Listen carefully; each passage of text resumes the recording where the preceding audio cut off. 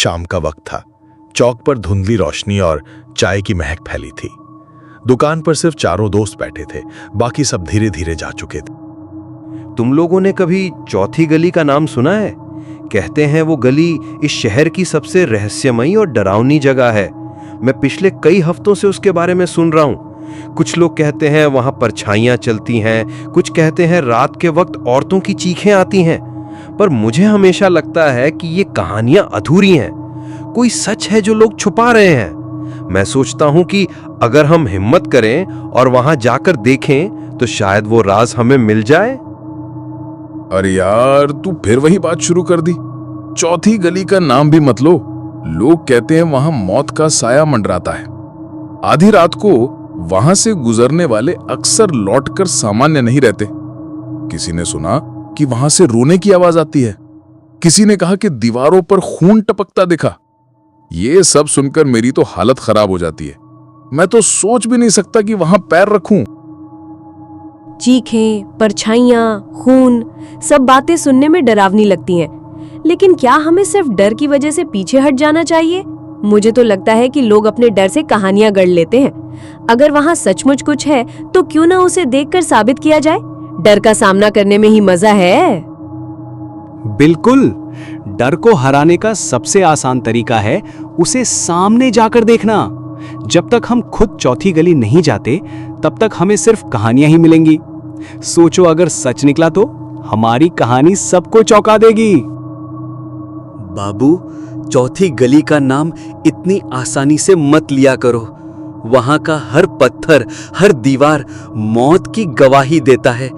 मैंने अपनी आंखों से लोगों को वहां जाते और फिर बदलकर लौटते देखा है। कुछ पागल हो गए, कुछ गुमशुदा हो गए और कुछ की आंखों में आज तक डर की छाया जमी है। उस गली में एक हवेली है और उस हवेली में दफन है एक ऐसा राज जिसे छेड़ना मौत को बुलाने जैसा है।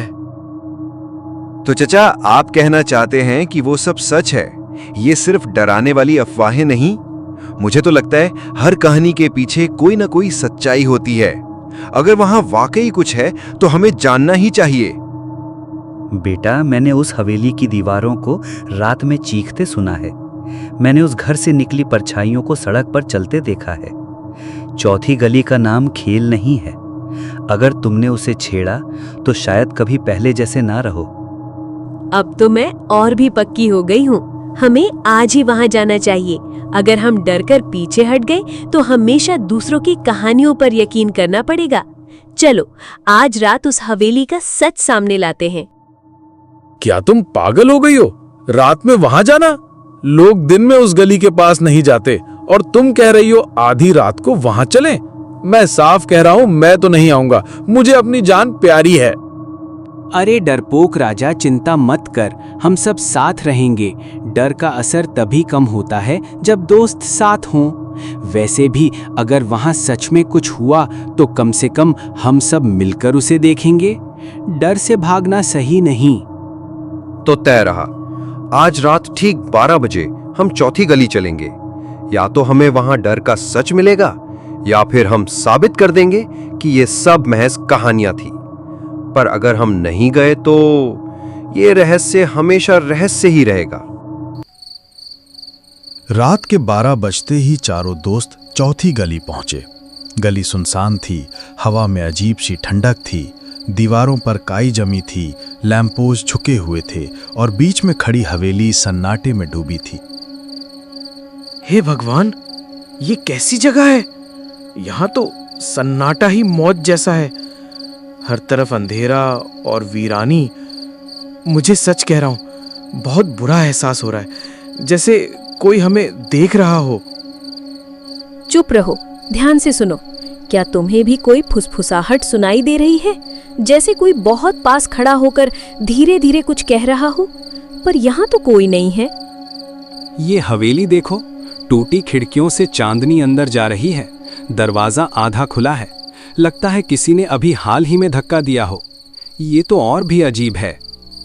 आप पीछे मुड़ने का वक्त नहीं है, सच अंदर है और हमें उसे देखना ही होगा। चलो अंदर चलते हैं। अंदर घुप अंधेरा था, टूटी खिड़कियों से चांदनी गिर रही थी। धूल, मकड़ी के जाले और टूटी कुर्सियां हर तरफ बिखरी थीं। देखो यहाँ दीवार पर जैसे खून के निशान हैं। पुराने लग रहे हैं लेकिन डर पैदा करने के लिए काफी है। सोचो यहाँ क्या हुआ होगा। खून? नहीं, अब तो मुझे पक्का लग रहा है कि हम बहुत बड़ी मुसीबत में पड़ गए हैं। चलो वापस चलते हैं, यहाँ रहना ठीक नहीं।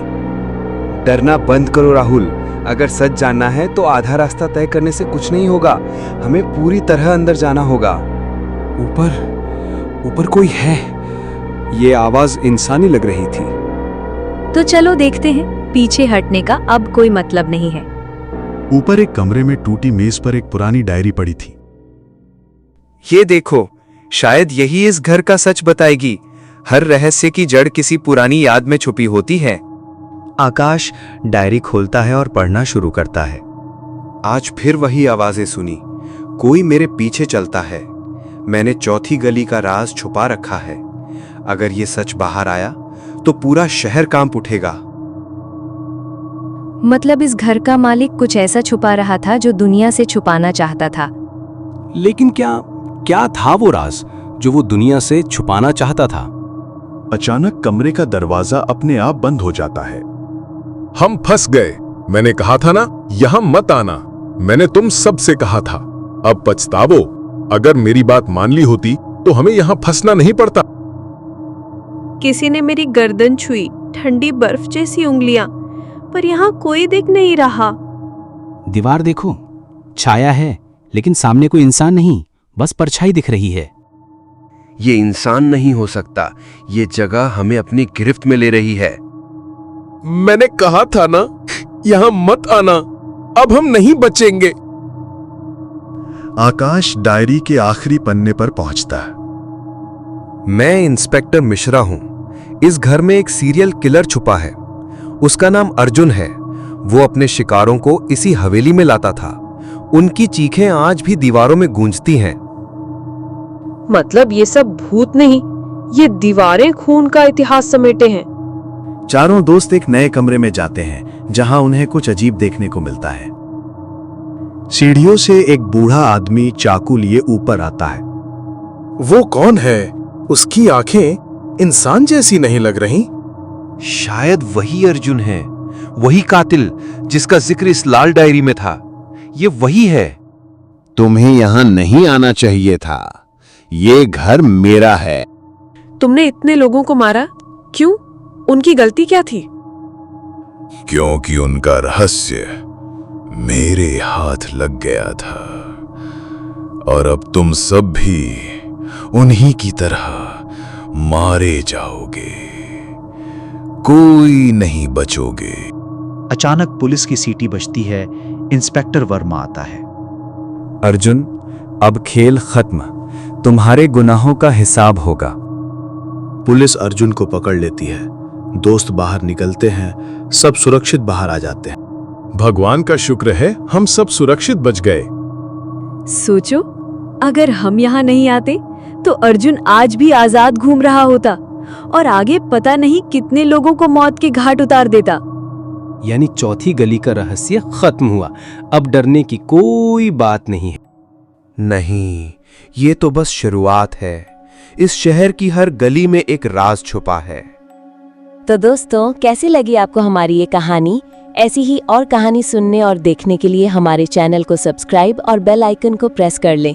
आगे और भी दिल दहला देने वाली कहानी आपके पास आती रहेंगी। धन्यवाद।